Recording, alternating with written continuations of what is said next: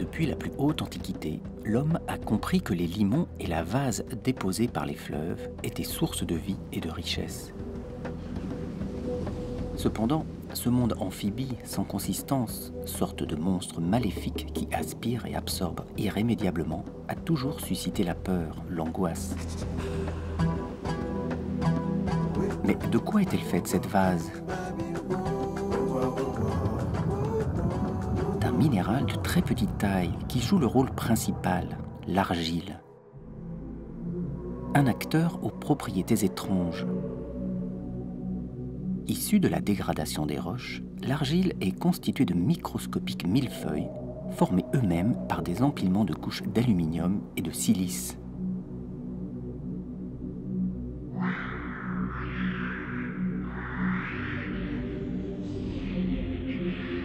En piégeant plus ou moins d'eau, ces argiles changent radicalement de nature, passant d'un état presque liquide à des vases très compacts et imperméables.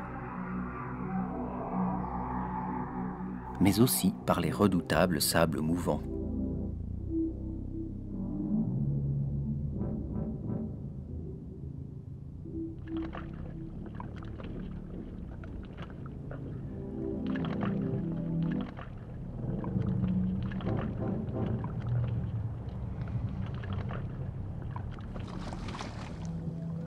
La vase possède une qualité unique sur la planète. Elle concentre à elle seule toutes les briques nécessaires à la construction de la vie. Les premières étapes de la création de la matière vivante, animale et végétale s'y déroulent en toute discrétion.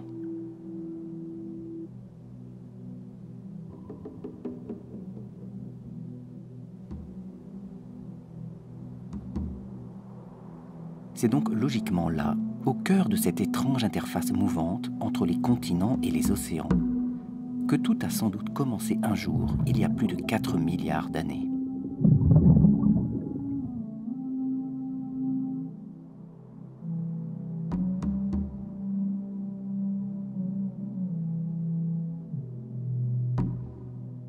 Exposée à la lumière du soleil, la vase a permis l'essor de la vie, mais aussi sa funeste mais nécessaire contrepartie, la mort.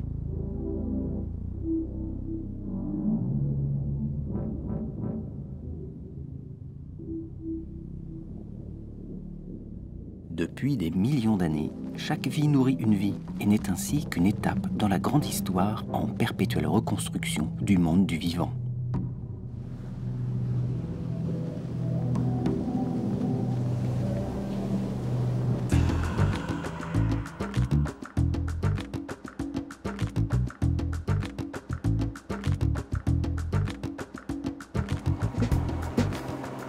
L'étude des modalités et des stratégies de maintien de la vie est la passion de Daniel Guéral, chercheur à l'Institut de recherche pour le développement.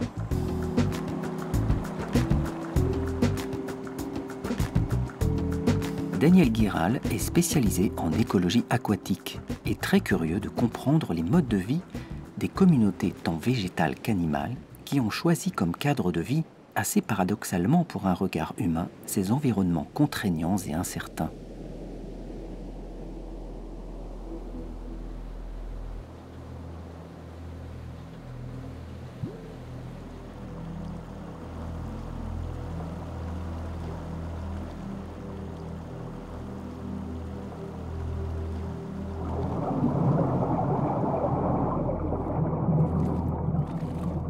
S'il est une chose que le chercheur supporte difficilement, c'est de ne pas comprendre les subtilités de la vie dans cet environnement qu'il a choisi d'étudier et qui le défie depuis des années. Et même s'il sait qu'évidemment son existence n'y suffira pas, il s'acharne à chacune de ses nouvelles missions en Guyane à percer quelques-uns des nombreux mystères de la chaîne de la vie. Cette fois-ci, Daniel a décidé d'installer un laboratoire flottant à l'estuaire de la rivière de Caux, près de la frontière entre le Brésil et la Guyane française, et à proximité immédiate d'un immense banc de vases.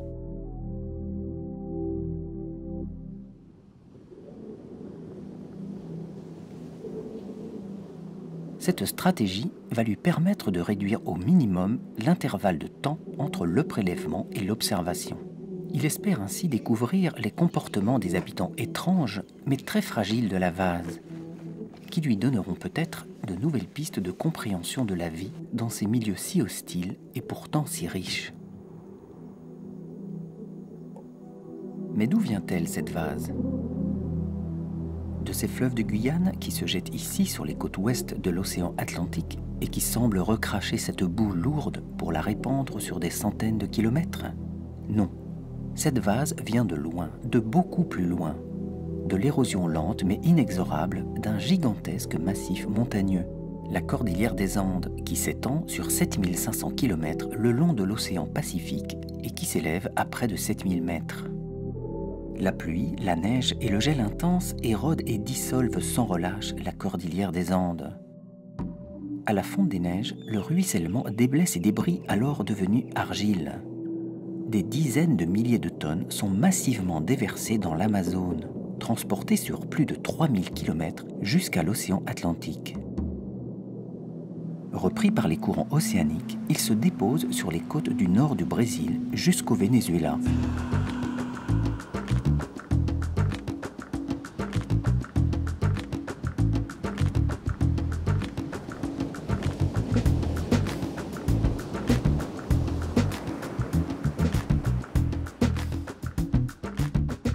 Le processus de développement de la vie, infiniment complexe, héritier d'une histoire longue de millions d'années, va trouver ici, grâce à cette vase, toutes les conditions idéales pour sa réalisation.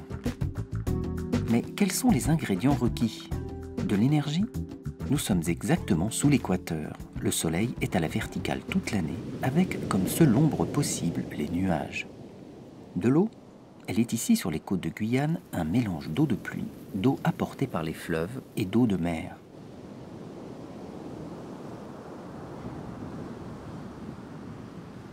Du carbone, il est à la fois présent dans l'air sous forme de gaz carbonique et surtout dans l'eau sous forme de carbonate. Enfin, des éléments nutritifs essentiels pour la fabrication des cellules vivantes, l'azote et le phosphore. Justement, ils sont là, disponibles car piégés dans la vase.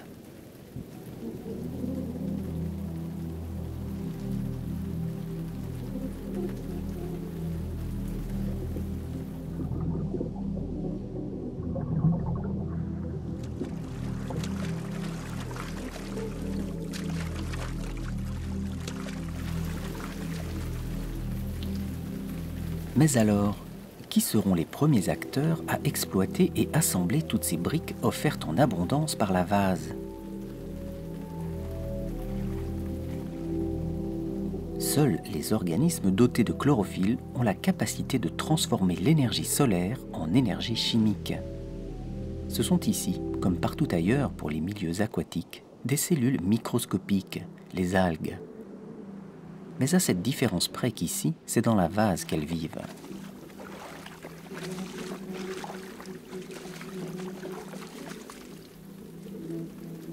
Je récolte les algues qui se sont développées à marée basse au soleil et on va pouvoir voir donc à plus fort grossissement au laboratoire comment ces algues peuvent se déplacer à l'intérieur du sédiment pour constamment être au soleil à marée basse.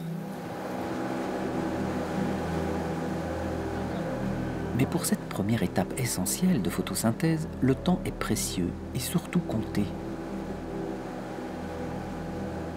Une véritable course contre la montre s'engage. En effet, si tous les ingrédients sont effectivement présents, certains ne sont pas toujours disponibles.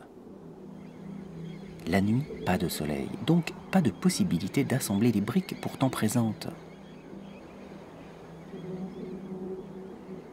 En outre, même de jour et en plein soleil, c'est la nuit qui règne dès les premiers centimètres sous la surface de l'eau, tellement celle-ci est chargée en argile.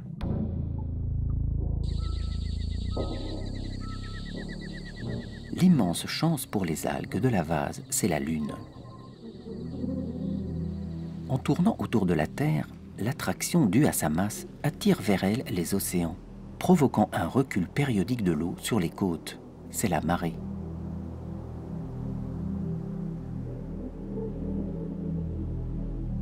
Les vasières se découvrent donc le temps des marées basses et se muent de jour en un fantastique transformateur d'énergie créateur de vie. Les algues microscopiques vont proliférer et se concentrer à la surface de la vase. Une stratégie individuelle qui sera reproduite par des millions de cellules et qui se traduira par un progressif changement de couleur de toute la vasière au fil des heures.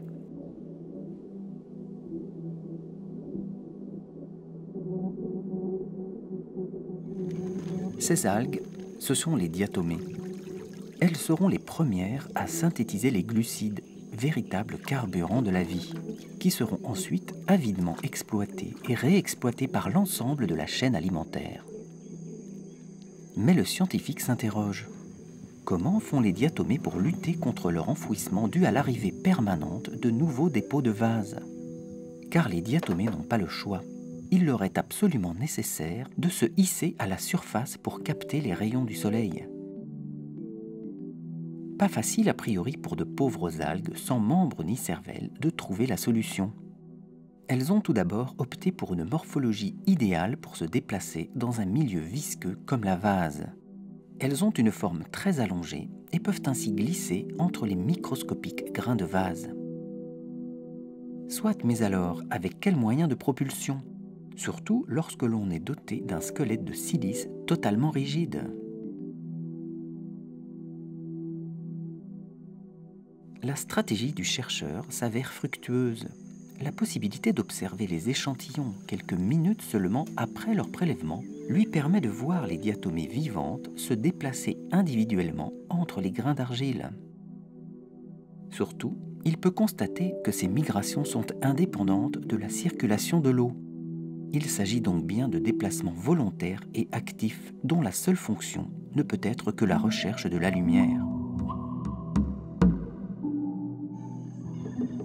Mais plus surprenant encore, et c'est une première pour le chercheur et peut-être pour la communauté scientifique, il découvre de part et d'autre du corps des diatomées des sortes de filaments rigides. Serait-ce là le moyen de propulsion de ces algues ?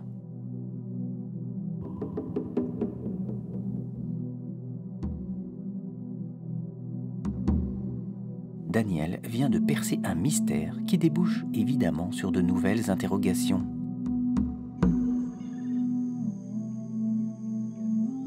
Ces organismes, pourtant considérés comme primitifs, sont malgré tout capables d'une adaptation et d'une ingéniosité prodigieuse.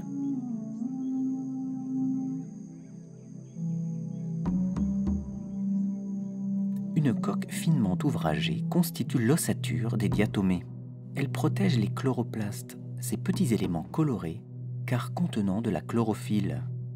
Et c'est là, à l'intérieur de ces minuscules usines extrêmement sophistiquées, que se déroule le processus fondamental de photosynthèse qui a radicalement révolutionné les conditions de la vie sur Terre.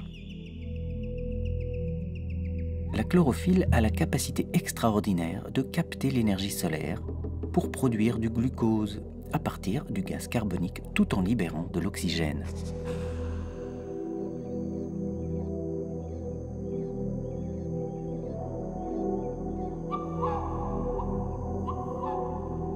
À la marée montante, les diatomées, après avoir fait le plein d'énergie solaire et l'avoir stocké dans des liaisons chimiques, vont plonger dans l'épaisseur de la vase, et cela dans un but précis, reconstituer leur stock d'azote et de phosphore.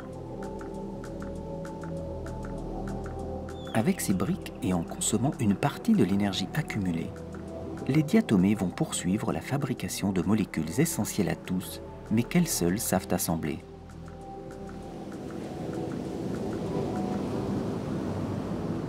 Ainsi va le cycle des marées et des jours. Au soleil et à marée basse, captation de l'énergie et fabrication du carburant, les glucides.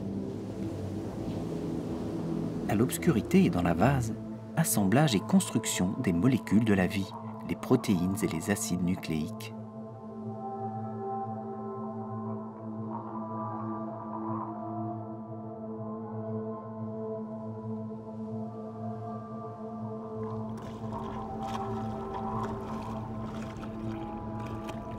Dans ces vases de Guyane, qui sera le premier à consommer ces algues pour leur voler leurs précieux glucides? Un être vivant, bien incapable de photosynthèse, et tout à fait étonnant, le protozoaire, constitué d'une énorme cellule unique et effectuant des contorsions les plus étonnantes, des retournements acrobatiques. Son corps est entouré de très nombreux cils vibratiles lui permettant la traque inlassable de ses proies. La chance semble être avec Daniel Guéral, car pour la deuxième fois en quelques jours, son idée de laboratoire flottant lui offre une nouvelle première scientifique. Le chercheur parvient clairement à voir au microscope les diatomées à l'intérieur des protozoaires vivants. En perpétuelle chasse, guidés par un instinct des plus mystérieux, ces gros protozoaires explorent leur environnement et sans relâche engloutissent les diatomées malgré leur taille et leur squelette rigide. Les plus voraces iront même jusqu'à en avaler 2 en même temps.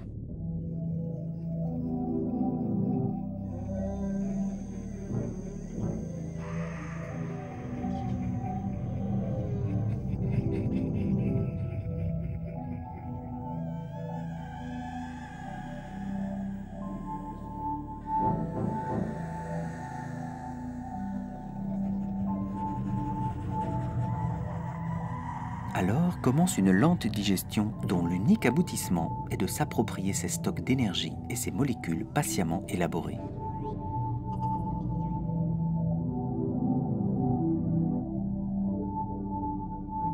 Pour certains protozoaires, les diatomées sont en cours de digestion.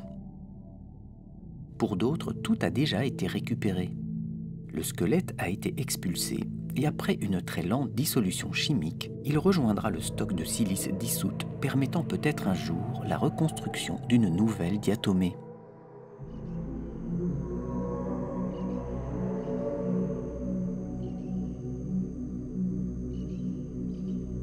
À partir de maintenant, cette matière organique si précieuse n'aura de cesse de passer d'un organisme vivant à un autre, d'un prédateur à un autre, du plus faible au plus puissant, du moins bien armé au plus armé, et tout cela dans un unique but universel, la course effrénée pour la survie.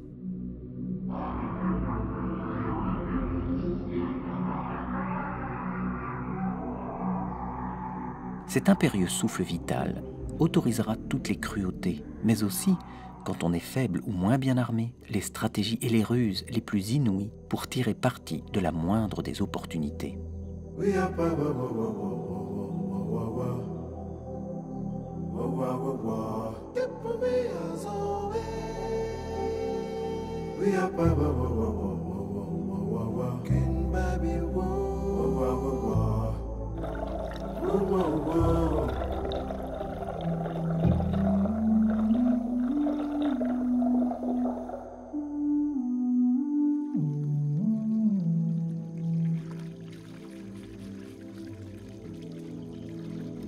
Les diatomées, comme les protozoaires, sont des organismes constitués d'une seule cellule. Sans défense aucune, ils vont donc constituer les proies de multiples prédateurs qui vont impitoyablement les hacher et les engloutir, leur voler à leur tour leurs trésors si patiemment élaborés. Ce sont ces acteurs qui entrent en scène maintenant et qui forment le vaste monde de la faune microscopique de la vase.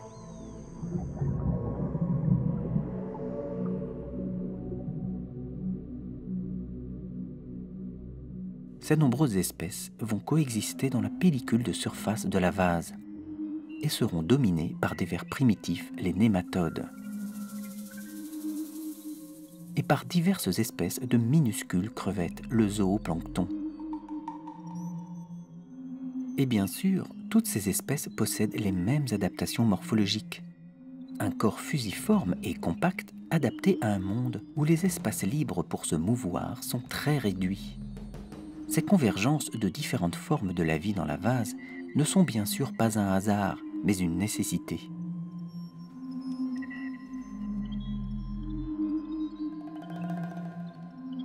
Ces prédateurs sont bien plus complexes que les diatomées et les protozoaires, car constitués d'une mosaïque de cellules spécialisées et organisées en de multiples organes, qui chacun assure une fonction propre.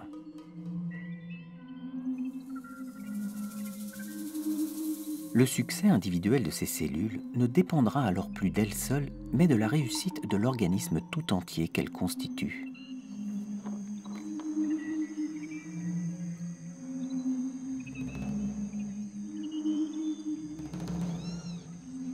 Le scientifique parvient à observer par transparence le transit saccadé de cette précieuse matière organique qui passe pour la première fois dans un tube digestif.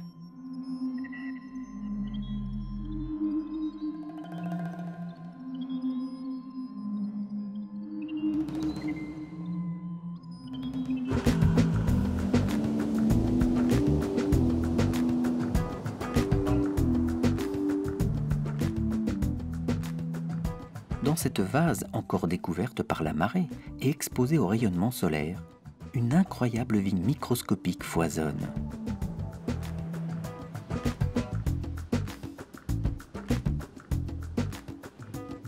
Cette matière vivante en quantité colossale, étalée et offerte sur des dizaines de kilomètres carrés, ne manque pas d'attirer toute une foule de consommateurs opportunistes, dont la taille n'a plus rien à voir avec nos fragiles habitants de la vase. Voilà, je l'ai. Voilà, c'est une femelle. Parmi les plus actifs, les crabes, qui sans discernement avaleront tout ce petit monde, diatomées, protozoaires, zooplancton, sans autre forme de procès. Réfugiés dans leur terrier à marée haute, ils apparaissent dès que la mer se retire. À peine sortis de la vase, ils n'ont qu'une obsession, car pour eux aussi, le temps est compté. Ingurgiter le plus possible de matière organique avant la remontée des eaux. Cette espèce de crabe, c'est Luca maracoani, qu'on appelle aussi le crabe violoniste. Véritable perfection de la nature, ce crabe est parfaitement adapté à la vase molle. Mi-terrestre, mi-aquatique, à la fois marcheur et nageur, son enfouissement dans la vase est toujours volontaire.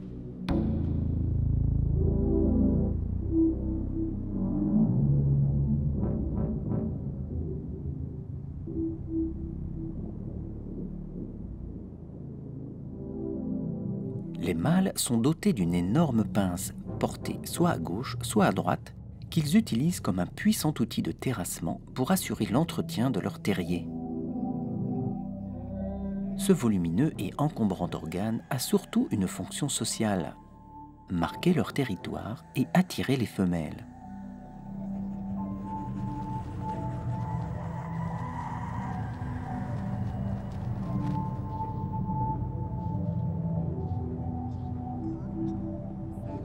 Mais comment faire le tri entre vase et matière organique, surtout lorsque la nourriture se trouve sous vos pieds et que vos yeux portés par des essuie-glaces escamotables ne peuvent voir que le ciel?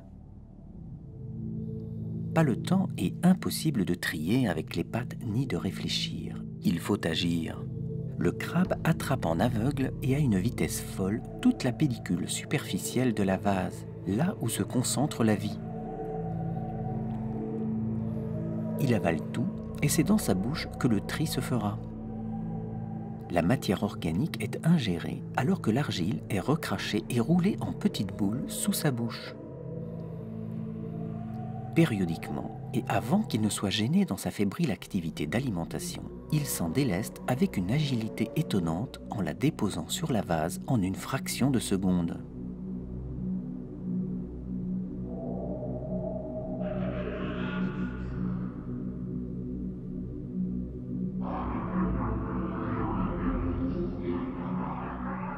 Le crabe sera donc le premier à réaliser une nouvelle étape de la construction de la vie. La fabrication de matière organique change ici de dimension. La transformation en muscle passe de l'échelle microscopique à l'échelle macroscopique. Les femelles, avec 2 pinces minuscules, semblent moins bien dotées que les mâles, mais celles-ci sont réellement fonctionnelles. Le scientifique observe que cet investissement pour le mâle dans une énorme pince n'est cependant pas sans risque. Le temps pour s'alimenter va être logiquement 2 fois plus long pour les mâles que pour les femelles. Et hors du terrier, les risques sont grands. Les crabes violonistes, avec leur armure, semblent être des guerriers invulnérables. Cependant, un redoutable prédateur les guette, attendant sagement lui aussi la marée basse, puisqu'il sait que les crabes vont immanquablement se mettre à découvert. Le danger vient du ciel, et le chercheur comprend alors le sens de cette vision périscopique des crabes qui négligent le sol, puisque de toute façon, les ressources sont partout disponibles.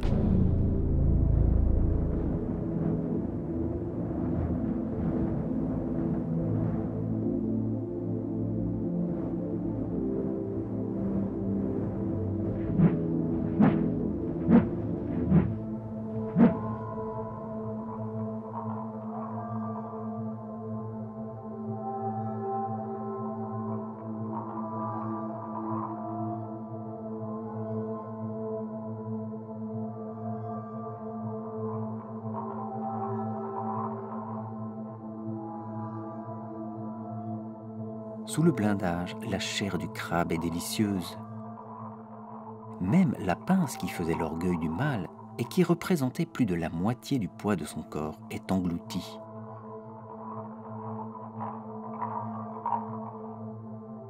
Les sucs digestifs de la buse sauront dissoudre cette épaisse carapace qui, en définitive, protège si mal cette chair tant convoitée.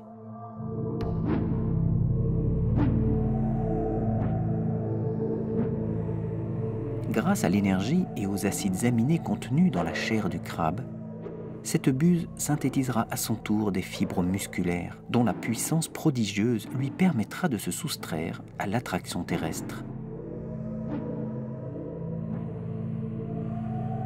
De leur côté, les crabes, impuissants face à cet impitoyable prédateur, ont opté déjà depuis bien longtemps pour une stratégie de nombre, grâce à une fécondité très élevée. En moyenne, plus de 50 000 œufs par femelle et à chaque ponte. Périodiquement, les crabes cherchent des petites flaques d'eau pour se réhydrater, mais aussi pour maintenir, malgré la vase, leurs organes en parfait état de fonctionnement.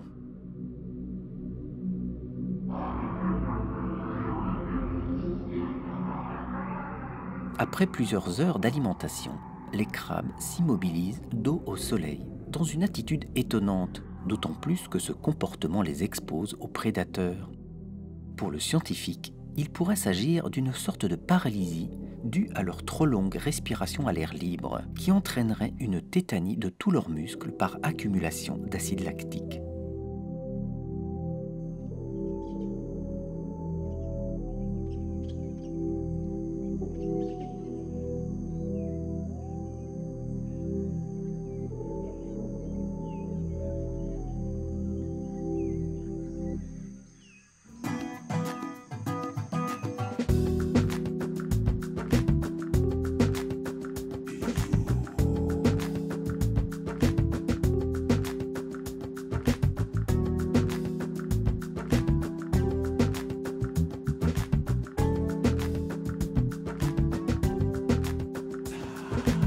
Une nouvelle catégorie de prédateurs va profiter, elle aussi, de cette abondance de nourriture offerte grâce à l'efficacité des diatomées.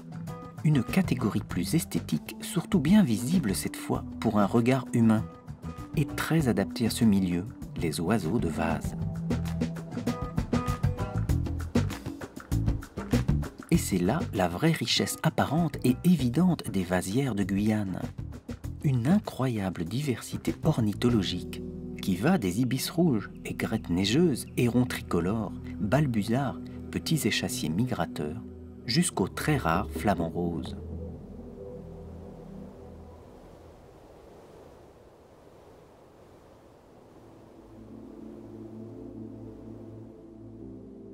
Chaque espèce a développé sa propre technique pour prélever sa part, avec le moins de concurrence possible.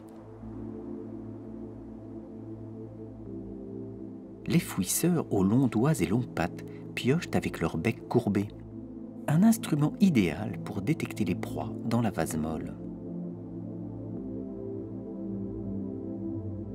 Les petits échassiers font comme les crabes, ils piochent en aveugle dans la couche superficielle de la vase.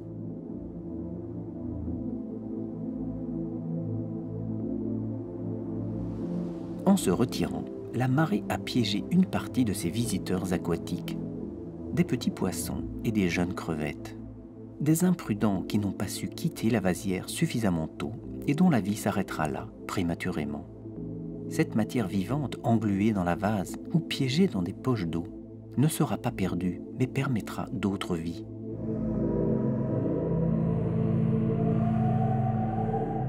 Chacune de ces espèces a développé une stratégie propre en fonction de ses armes, permettant ainsi un partage des ressources sans compétition.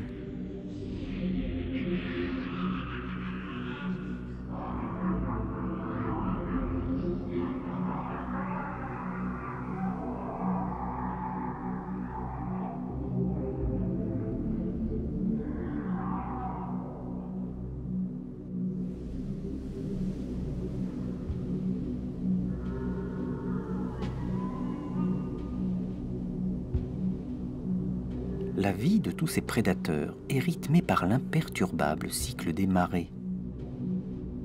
Mais le temps accordé aux diatomées pour permettre toute cette profusion de vie est très court, puisque limité aux seules marées basses, de jour, et qui plus est ensoleillées. Malgré cette contrainte, la vasière constitue bien un garde-manger exceptionnel, au vu de la densité des amateurs présents sur le terrain. Cette vase nourricière présente aussi un autre avantage indéniable. À part Daniel Guiral et son équipe de tournage, peu de prédateurs terrestres osent s'aventurer dans cette matière molle qui vous emprisonne. Jaguars, ocelots, caïmans et anacondas restent donc à distance.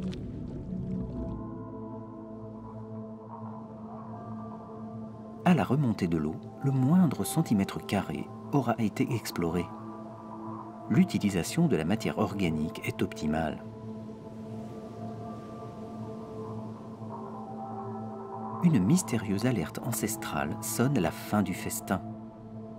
Les crabes remontent la vasière et n'ont que le temps d'entretenir leur terrier.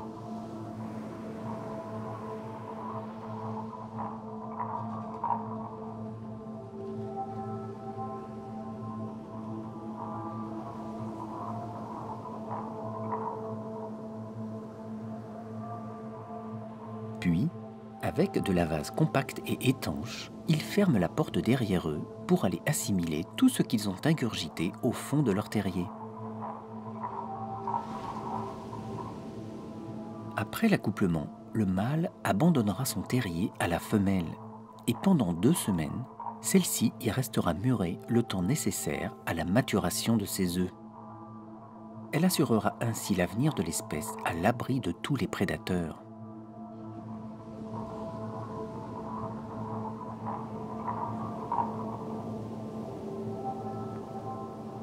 Les oiseaux exploiteront la vasière jusqu'au dernier moment, et c'est lorsque leurs pattes seront trop courtes pour les protéger de l'assaut des vagues qu'ils quitteront cette manne nourricière. Ils iront alors se réfugier à terre en attendant la prochaine marée basse.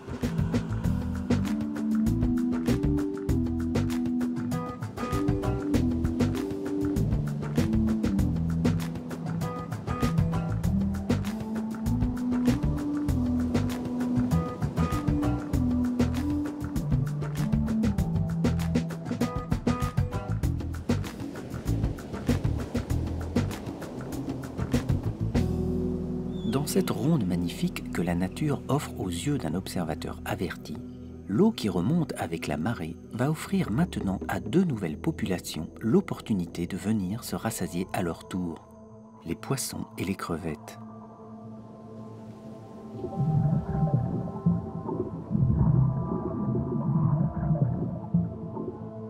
Oui, mais qu'ont laissé les crabes et les oiseaux? Pas grand-chose. La seule solution pour ces affamés, s'enfoncer au plus loin dans les multiples chenaux qui permettent le drainage de la vasière à marée basse. Une remontée pleine de risques qui n'est rentable que si elle donne effectivement accès à de très abondantes ressources.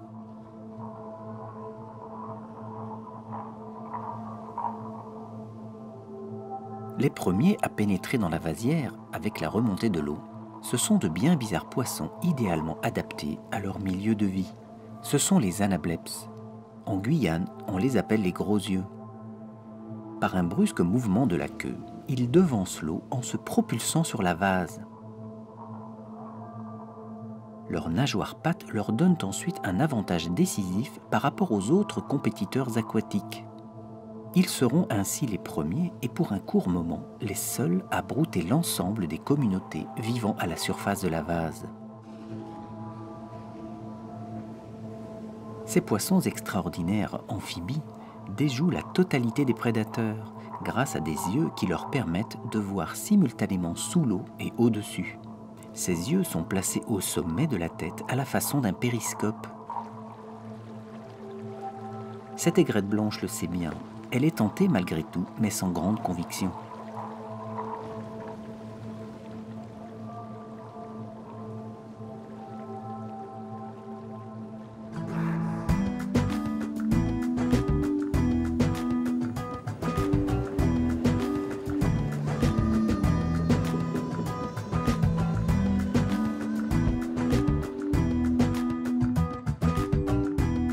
Le scientifique a l'intention d'évaluer l'importance du rôle nourricier des secteurs de la vasière les plus éloignés du rivage, là où justement les crabes et les oiseaux ne vont pas. J'étendrai en plus un filet qui va intercepter tous les poissons qui viennent s'alimenter dans la vasière. Et donc on utilise le courant descendant.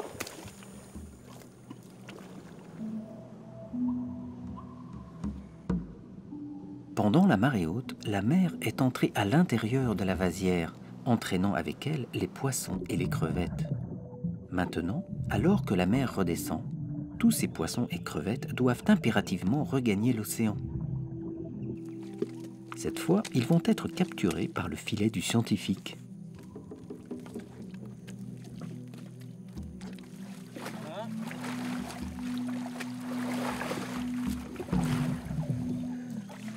Là, il y a du monde. Allez, on filet. Voilà.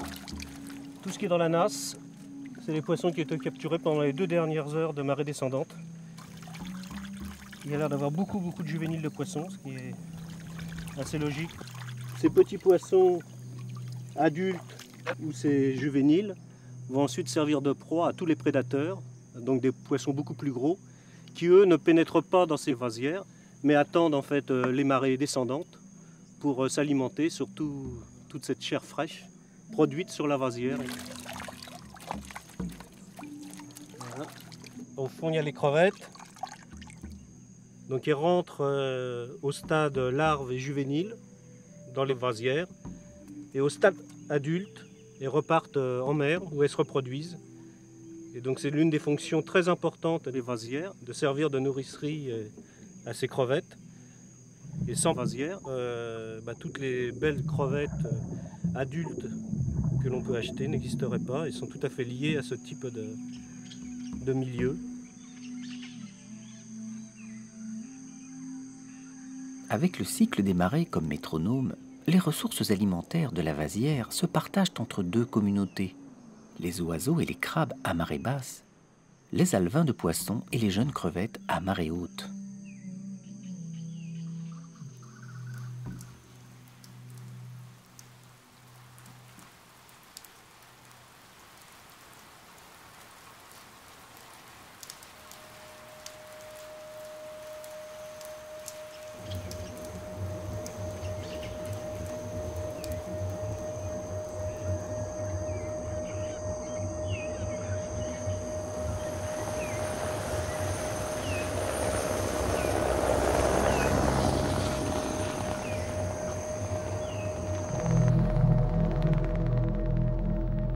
Parallèlement à toute la vie animale qui prolifère grâce à la vase, un deuxième phénomène tout aussi essentiel va voir le jour.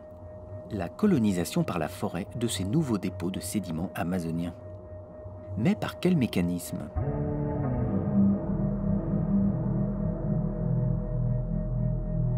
Cette appropriation par la végétation terrestre de la zone côtière suscite la curiosité du chercheur depuis bien longtemps. Ce sont des observations simples et régulières qui vont lui permettre de découvrir le processus encore méconnu de la conquête de la vase par la végétation. Encore une fois, c'est le soleil qui va être déterminant. Un peu plus de sédiments déposés çà et là par la marée haute et tout va basculer. Quelques infimes millimètres de surélévation de la vase au-dessus des flots vont offrir davantage de temps d'exposition au soleil et au vent. Celle-ci va se dessécher et se craqueler. Des fentes de rétraction vont se dessiner. Elles vont bientôt devenir des pièges. Les palétuviers qui bordent la vasière forment la mangrove, un type de forêt étonnant dont les arbres extraordinaires sont adaptés à un enracinement dans des sols à la fois salés et meubles. Le palétuvier dominant en Guyane, c'est l'Avicennia. Cet arbre a inventé un système remarquable pour se reproduire. Ses graines sont hydrocores. Elles savent flotter, ce qui leur permet de sortir des zones d'ombre où elles n'ont aucune chance de s'enraciner puisque toute l'énergie solaire est absorbée par les feuilles des arbres adultes.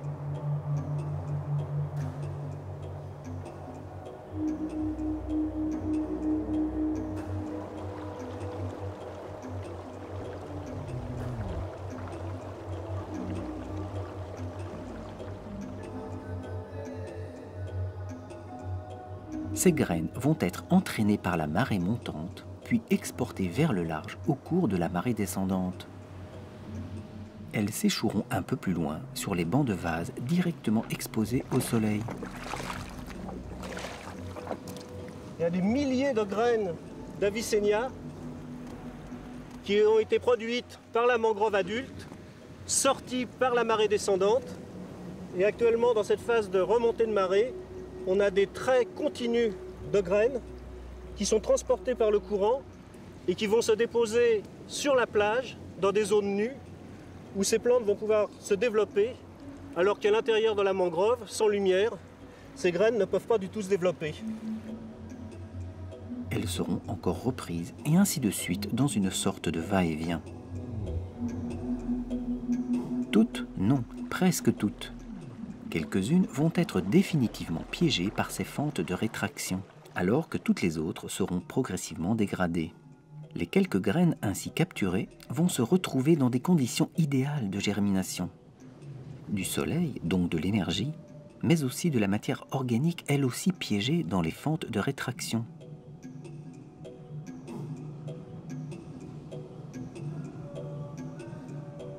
Cette jeune pousse d'à peine quelques jours a déjà réussi à s'enraciner suffisamment pour résister aux assauts des vagues. En seulement quelques semaines de colonisation, des milliers de petits arbustes maintenant tassés les uns contre les autres vont provoquer une condition totalement nouvelle, l'ombre. Ils vont absorber la quasi-totalité de l'énergie solaire avec leurs feuilles et bien peu de rayons de soleil vont parvenir jusqu'à la vase. Conséquence immédiate, privés de leur source d'énergie, les diatomées à la base de toute la chaîne alimentaire vont être progressivement éliminées. Elles vont provoquer la migration de toutes les espèces qui s'alimentaient sur elles.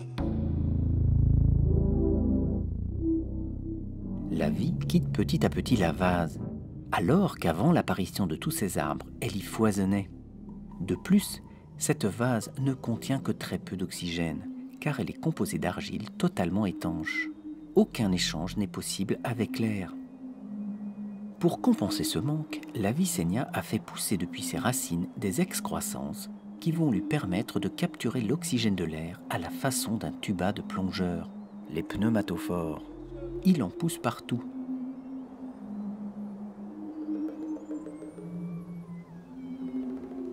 Mais cette adaptation remarquable est loin d'être suffisante, car, comme toutes les plantes, ces palétuviers ont besoin d'eau. Mais en bord de mer, l'eau est salée. Aussi, pour parvenir à pomper cette eau, il fabrique des tanins, des molécules complexes qui vont lui permettre de surpasser la concentration en sel de l'eau de mer.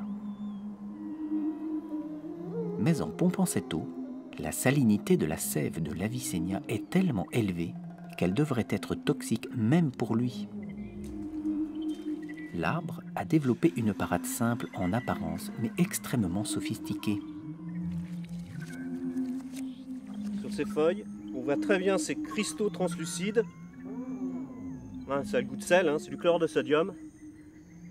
Et en fait, c'est lié à la capacité tout à fait surprenante de cette plante, tout à fait unique, d'avoir fabriqué des glandes à sel qui permettent donc à la plante d'excréter l'excès de sel qu'elle pompe au niveau de ses racines dans l'eau de mer. Et la pluie vient lessiver ses feuilles et remet à zéro le système d'extraction de sel. Et donc cette espèce, on la trouve très très dominante en Guyane grâce à cette adaptation. Mais la concentration très élevée en tanin, qui permet à l'arbre d'absorber l'eau salée, va avoir des conséquences déterminantes au sein de cette forêt. Toutes ces feuilles sont hautement toxiques.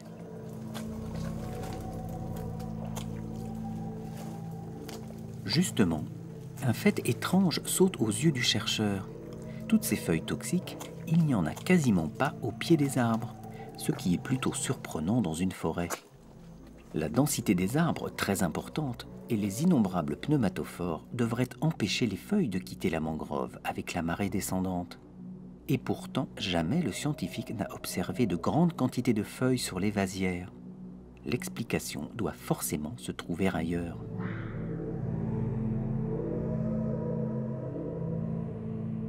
Les quelques feuilles tombées sont strictement intactes.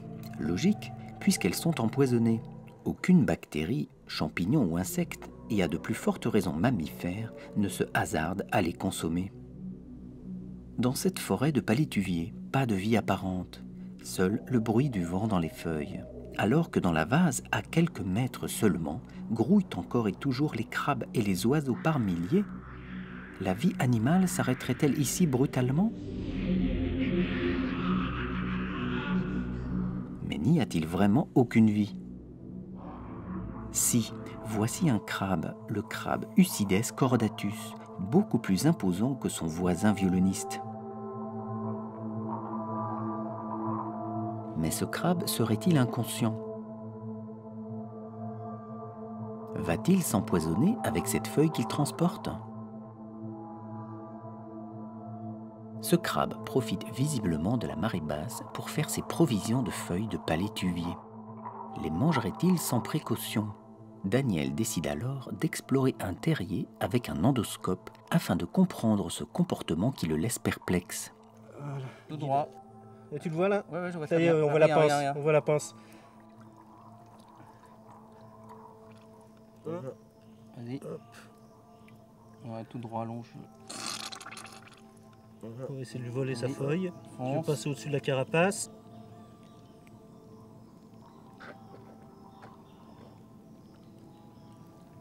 C'est de la matière organique en décomposition pour le labo.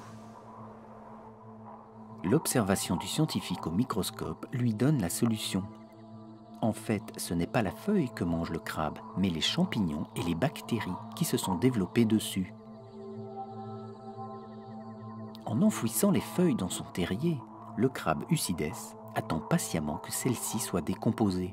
En effet, au plus profond de la vase vivent des bactéries et des champignons extrêmement performants, capables par fermentation de détruire ces feuilles toxiques. C'est donc ce crabe Ucides et ses semblables qui ramassent la totalité des feuilles d'Avicennia.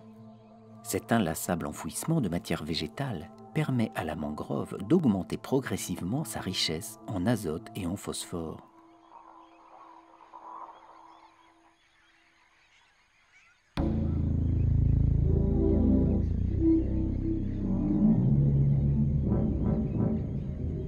Disposant d'adaptations remarquables et sans concurrence, cette mangrove qui a poussé à une vitesse vertigineuse meurt de vieillesse maintenant, condamnée par l'ombre de ses propres feuilles et malgré un sol de plus en plus fertile. Sans soleil, ses graines ont été incapables de pousser sur place et de renouveler la mangrove. Elle est abandonnée de toute vie. Souvent considérée comme un exemple de richesse, elle n'est en fait qu'une impasse biologique. On est arrivé au bout du cycle qui finit après la très grande richesse par cette phase de pauvreté, sans vie, sans oiseaux, dans un silence pratiquement absolu.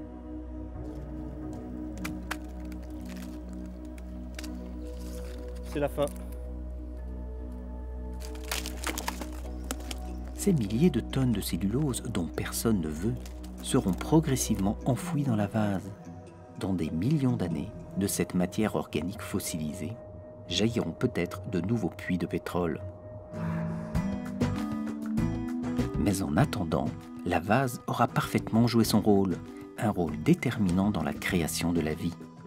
Permettre la synthèse de milliards de molécules et l'essor d'un très grand nombre d'espèces, des plus simples et microscopiques protozoaires aux plus sophistiqués des prédateurs.